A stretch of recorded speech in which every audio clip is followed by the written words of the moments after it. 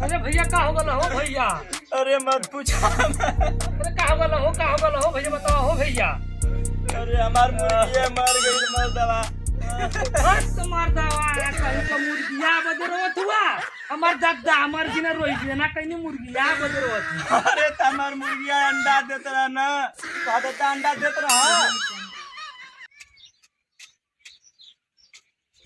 ए भाई थोड़ा इधर सुना सुना सुना तनी आवा तो।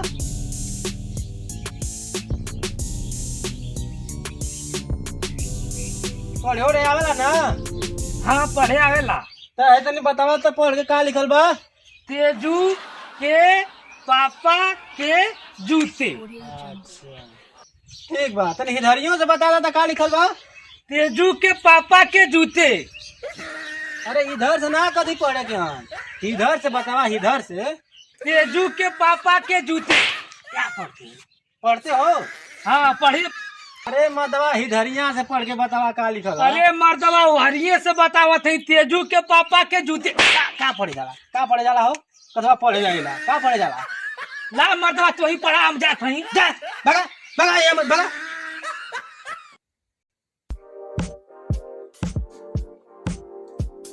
चुपचाप खड़ा रहिए।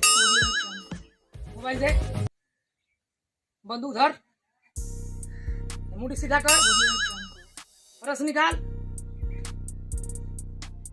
साला परस लेके चलता है।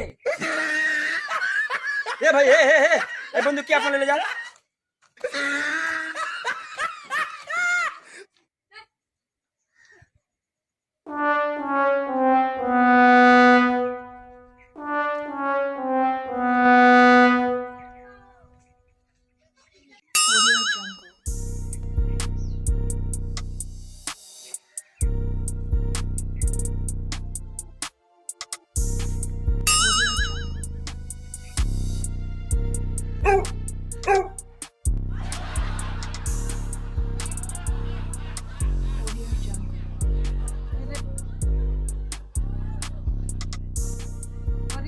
भैया बड़ा ध्यान से देखत हुआ कि वो चीज रखल हो ऊपर।